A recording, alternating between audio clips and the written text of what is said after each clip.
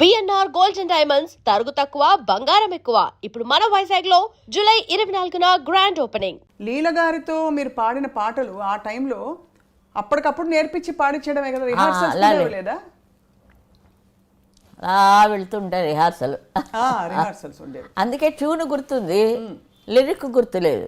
అది ఆ తర్వాత తరంలో అమ్మ జానకమ్మ గారితో కలిసి మీరు, జానకి గారితో కలిసి మీరు పాడిన పాటలు కొన్నే పాడారు ఆవిడతో కలిసి, జానకి గారితో. ఆవిడది ఒక టైప్ అందే, అలాంటి టైప్ ఎవరికి రాదు. నాలా అందరూ పాడుతున్నారు, జానకిలో ఎవరైనా పాడుతున్నారా? అంత స్పెషల్ చూడండి జానకి గారికి. అదే అంటాను నేను, సంతోషం.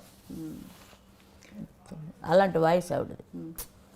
మీ ఇద్దరికి మీ ప్రయాణం ఎలా ఉండేదమ్మా కలిసి? ఎవరంటే నా మీద పోటీకి వస్తారు, సుశీల్ గారిలా పాడుతున్నారని.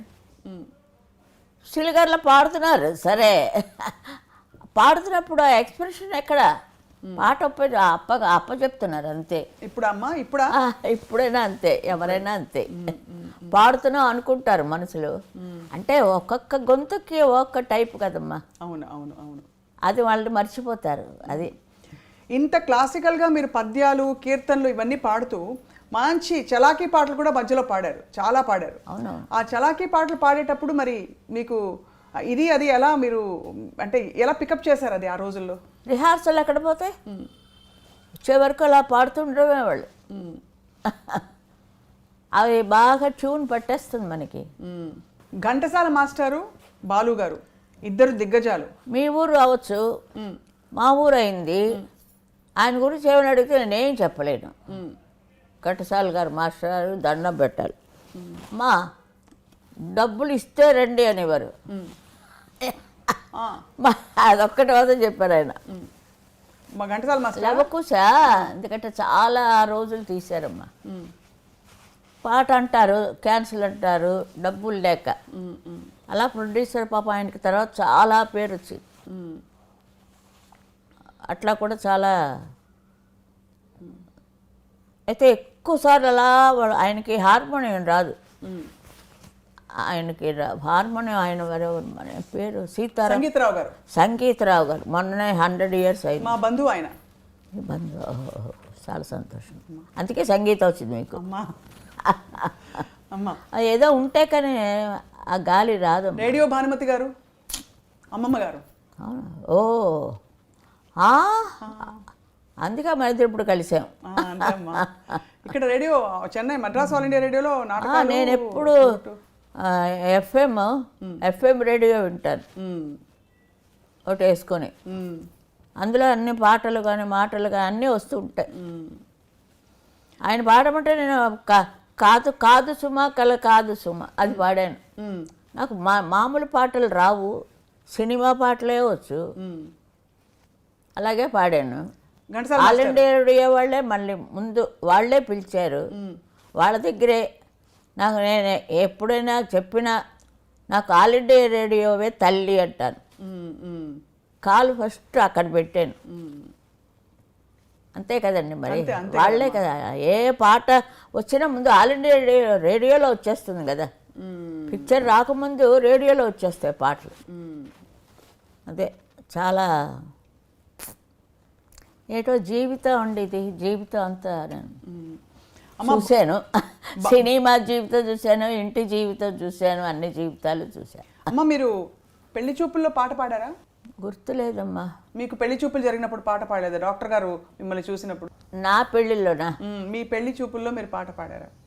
సిల్లీగా ఉంది. అవునా? స్ట్రైట్గా చెప్తా, అంతే. మీరు అంత బిజీ సింగర్గా ఉంటూ అమ్మా ఇంటిని పనిని ఎలా బ్యాలెన్స్ చేశారు? ఇల్లు చూస్తే కదా నేను, తిండి లేదు తిప్పులు లేదు. అక్కడే ఎక్కువ 3 గంటలకు తెల్లవారుజాము 3ంటికి వచ్చేదాన్ని. ఏదో మ్యారేజ్ అయింది పేరుకి, ఆయన ఒక గోడ కట్టాడు అంతే. ఆయన నుంచి నాకు చాలా ఒక హెల్ప్ఫుల్ అయింది. డాక్టర్ కాబట్టి చాలా హెల్ప్ అయింది నాకు. వాయిస్ ఎప్పుడు ఖచ్చితంగానే ఉంటుంది, ఎప్పుడు ఏమి తాగను కదా. అవును, చాలా డిసిప్లిన్డ్గా ఉండేవారా? అవునమ్మా. ఇప్పుడు భోజనం విషయంలో అదంతా బాగానే ఉంది. ఆవకాయ అన్నం తిన్నాను, ఉల్లిపాయ వేసుకొని ఆవకాయనం తినే చదివానంత చదువు. ఆ.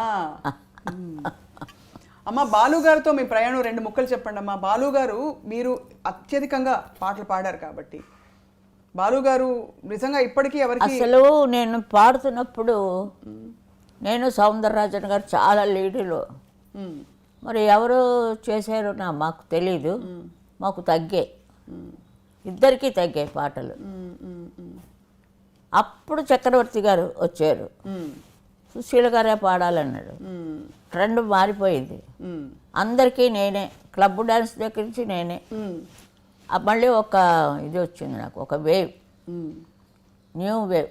ఉమ్. అప్పుడు తగ్గినప్పుడు బాధపడేవారా లేకపోతే అంతా భగవత్ చిత్తం అనుకునేవారా? బాధలు గీతలు ఏం లేవు. ఏం లేదు. అయ్యో ఆ పాట ఆవిడ పాడేసింది, అయ్యో నేను పాడలేదని అదేం లేదు. ఉమ్, ఆవిడ పాడినది చాలా సంతోషం. ఇప్పుడు జానక్ గారు వచ్చారంటే ఆవిడది ఒక వెరైటీ, ఉమ్, నేను జానక్ గారే పాడాము. ఉమ్, ఆవిడ ఆవిడ ఒక స్పెషల్ వాయిస్ ఆవిడది, ఉమ్, అన్ని రకాలు పాడతారు ఆవిడ. ఉమ్, ఏదో మొగాడు వాయిస్ కూడా పాడిస్తారు, అది ఇంకెవరికి ఛాన్స్ లేకుండా. అన్నిటికీ అలా ఉంది ఛాలెంజ్. అమ్మాయి చాలా గ్రేట్ అది అలా ఉండడం. ఉమ్, ఇప్పుడు వాణి జయరామ్ గారు ఉన్నారు, ఆవిడ సాటు సా అందిందా లేదా చూసుకుంటారు. ఉమ్, ఉమ్, దాన్ని బట్టి ఉమ్, తెలిసిపోయింది కదా మీకు, పాడేవాళ్ళకి అంతకంటే ఏంటి. అంటే చెప్తున్నాను, వెరైటీకి జానక్ గారు ఒక వెరైటీ, ఆ వెరైటీ నేను పాడలేను. నా వెరైటీ ఎవరైనా పాడగలరు. జానక్ గారి వెరైటీ అన్నీ మీరు పాడారు కదమ్మా, కష్టమైన పాటలు, అన్నీ పాడు. క్లబ్ సాంగ్స్ పాడారు మీరు. ఓఎస్ అన్నీ పాడించుకున్నారు వాళ్ళకి కావాలని, ఉమ్, వాళ్ళకి కావాలని పాడించుకున్నారు. మేము వెళ్ళలేదు, అడగలేదు మాకు క్లబ్ డ్యాన్స్ ఇవ్వండి అని. ఉమ్, ఉమ్, సత్యం గారి దగ్గర ఎలాంటి పాటలు పాడానో తెలుసు కదా, ఉమ్, ఉమ్. నాకే సిగ్గేస్తుంది వింటేనే. ఇప్పుడమ్మా అంటే మరి అలాంటి పాటలు పాడా అందరూ. ఆ బాలోచన మరిన్ని బాలులాగా అల్లరి అంతే. ఎలా ఉండేదమ్మా అల్లరి? పాపం చాలా బాగుండేది. కానీ చాలా షాక్ కదమ్మా బాలు గారికి ఎలా? చాలా లాస్ అయిపోయింది ఇండస్ట్రీకే, చాలా లాస్, చాలా కష్టం మళ్ళీ అలా రావాలంటే. అది చాలా ఫీల్ నాకు కూడా చాలా. ఆ పాటలు వింటుంటే ఇంకో 10 years ఉండకూడదా అని మనకు ఉంటుంది. మరి చాలా అన్యాయం అది. నేను అంటాను దేవుడితో చాలా అన్యాయం అయ్యా, స్ట్రైట్గా దేవుడితో పోట్లాట. కానీ మంచివాళ్ళు 4 రోజులు ఉండాలి. అవును కదమ్మా. ఇప్పుడు వయసు అయిపోయింది అంటే పోనీ అనుకోవచ్చు. యాక్టివ్గా పాడుతున్నారు. అదే అంతే, 90 ఏళ్ళ వాళ్ళు 100 వాళ్ళు కూడా ఉన్నారు. ఇదేమిటి ఇది అన్యాయం అని. అమ్మ సీతారామ శాస్త్రి గారు ఆ, వెళ్ళిపోవడం కూడా చాలా బాధ కలిగించింది. అంత చిన్న వయసులో వారు ఇంకా ఉండవలసిన వారు పాడాలని. వారికి సిరివెన్నెల ఇంటి పేరు తెచ్చిపెట్టిన సినిమా, అందులో మీరు పాడిన టైటిల్ సాంగ్ విధాత తలపున అందులో పాడింది. ఆ పాట రికార్డింగ్ గురించి 2 ముక్కలు చెప్పాలమ్మా మాకు. బికాస్ ఏం పాట? విరించినై విరచించి తిని ఈ కవనం, అది విశ్వనాథ్ గారు, కే విశ్వనాథ్ గారు. అదొక టైపు అంతే. మరి నమస్కారం.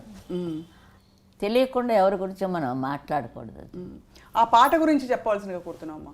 అది బాలు కదా స్టార్ట్ చేశాడు. బాలు గారు స్టార్ట్ చేసి మధ్యలో మీరు నేను పాడాను. జనించు ప్రతి శిశుగళమున, అవునవునవును. అది మీ ఆయన విశ్వనాథ్ గారు అన్నీ సపరేట్గా ఉంటాయండి.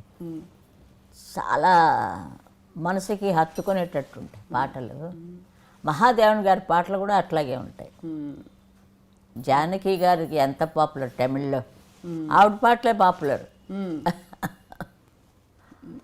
జానక్ గారికి, షౌకర్ జానక్ గారు, ఒక్కొక్క హీరోయిన్